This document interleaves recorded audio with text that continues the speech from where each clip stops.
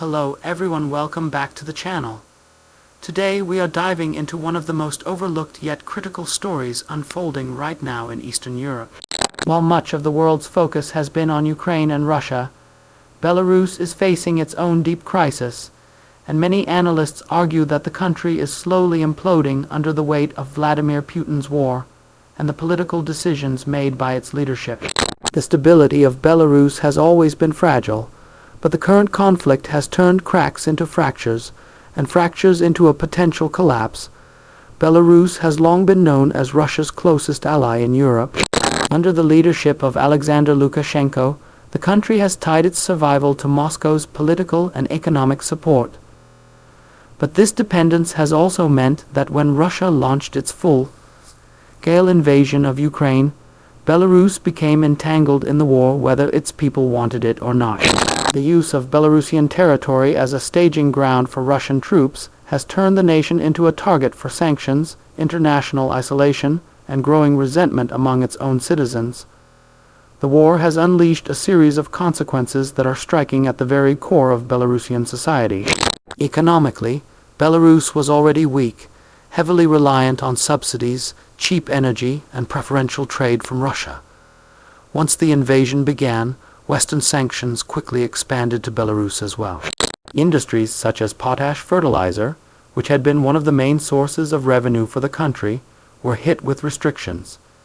Transportation links were cut, European markets closed, and investments dried up. For a country with limited resources and few alternatives, this economic strangulation has been devastating. Ordinary Belarusians are feeling this collapse directly. Prices are soaring, wages stagnate, and the younger generation sees no future at home. Thousands of professionals, particularly in the tech sector, have already fled the country, relocating to Poland, Lithuania, and other nearby nations. This brain drain leaves Belarus even weaker, draining away the very people who could have helped modernize its economy. What remains is a society becoming poorer, more repressive, and more dependent on Russia with each passing month. Politically, the picture is no better. Lukashenko, who has ruled the country for nearly 3 decades, faces a population that overwhelmingly distrusts him. After the fraudulent 2020 elections, where mass protests filled the streets, the regime cracked down brutally. Thousands were arrested, opposition leaders were imprisoned or exiled, and independent media was silenced. While the protests were eventually crushed, the anger never disappeared. Today, this frustration has only deepened as people blame Lukashenko for dragging their nation into Russia's disastrous war. For Putin, Belarus was supposed to serve as a loyal partner and strategic ally. But increasingly, it is becoming a liability. The Belarusian army has not been eager to join the war directly. While Russia used Belarusian bases to launch attacks, Lukashenko has resisted sending his troops into Ukraine, fearing mutiny and backlash from his citizens. Polls and reports suggest that the majority of Belarusians do not support the war, and many quietly oppose Russia's aggression. This has left Lukashenko in an impossible position, too weak to resist Moscow, but too fearful to commit fully to its war. The social fabric of Belarus is also being torn apart. Young Belarusians especially are disillusioned with the state of their country. They see no opportunity, no freedom, and no hope for reform. Thousands have joined volunteer battalions fighting for Ukraine, determined to oppose both Putin and Lukashenko. These fighters view themselves not only as allies of Ukraine, but as future liberators of Belarus, preparing for the day when Lukashenko's regime finally falls. This movement is small but symbolically powerful, showing that the regime's grip on loyalty is weakening.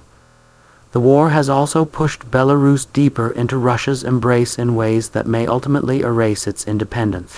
Moscow has pressured Minsk into closer military integration, joint training exercises, and even discussions about stationing nuclear weapons on Belarusian soil.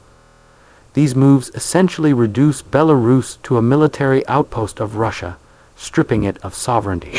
While Lukashenko presents himself as a strongman, in reality he has little control over the strategic decisions shaping his country. Each concession to Putin ties Belarus tighter to Russia's failing war machine. Internationally, Belarus is more isolated than ever. Once it balanced its ties between Moscow and the West, occasionally reaching out to Europe or playing the role of mediator. Now those doors are firmly closed. The European Union views Belarus as a co-aggressor in the war, while the United States has steadily tightened sanctions. Even neighboring Ukraine, which once had strong cultural and economic ties with Belarus, now regards it as hostile territory. With few friends left, Belarus finds itself trapped in Moscow's orbit with no escape. This isolation has profound long-term consequences. Investment from abroad has all but disappeared. Trade routes have shifted. Belarus, already landlocked, is cut off from key markets. The state's reliance on Russian loans and subsidies only grows, but Russia itself is under severe strain. As Putin's war drains his economy, the Kremlin has fewer resources to prop up Lukashenko. This means Belarus is caught in a vicious cycle of decline, dependent on a benefactor that is itself weakening rapidly. Inside the country, repression continues to intensify. Lukashenko has built a security state that monitors, intimidates, and punishes dissent. Yet even the most repressive governments cannot hold back public anger forever. Underground resistance networks continue to sabotage railway lines, spread information, and coordinate with exiled opposition groups. These acts, while small, demonstrate that opposition is still alive, and that the regime's control is not absolute. Fear may dominate the streets, but beneath the surface, unrest simmers. The implosion of Belarus is not happening overnight, but the trajectory is clear. The fragile economy, social discontent, political repression, and total dependence on a failing Russia are combining into a dangerous mix. For Lukashenko, survival depends on clinging to power through fear and loyalty to Moscow. For the Belarusian people, survival increasingly means looking beyond their borders. The result is a slow-motion collapse that could one day erupt into sudden change. What makes the situation especially volatile is that Belarus is not an isolated backwater. It is a key strategic country on NATO's eastern flank. If instability in Belarus spirals out of control, it will have major implications for the security of Europe. Refugee flows could surge, protests could ignite, and Russia may try to tighten its grip through direct intervention. Already, many analysts fear that if Putin senses Lukashenko's weakness, he may try to push for full integration of Belarus into Russia, essentially annexing it in everything but name. Such a move would be explosive, triggering even greater confrontation with the West. At the same time, the opposition in exile, led by figures such as Sviatlana Tsikhanouskaya, continues to build support internationally. They argue that Belarus has a future outside of Russian domination, one aligned with Europe and democracy. While they currently lack the means to return and challenge Lukashenko directly, their persistence ensures that when change does come, there will be an alternative vision waiting. For now, Belarus continues to drift toward collapse. Factories are closing, people are leaving, dissent is rising, and the war next door is draining the country of stability. Putin's war, far from securing Russia's influence, is accelerating the decay of one of his most important allies.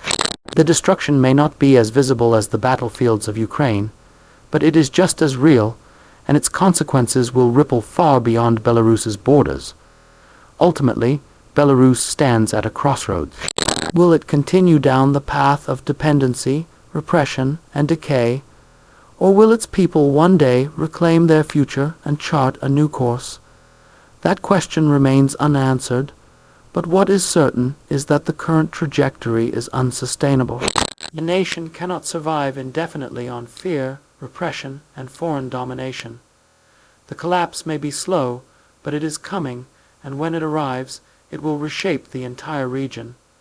Belarus is imploding, not with the sudden violence of war, but with the suffocating weight of decline.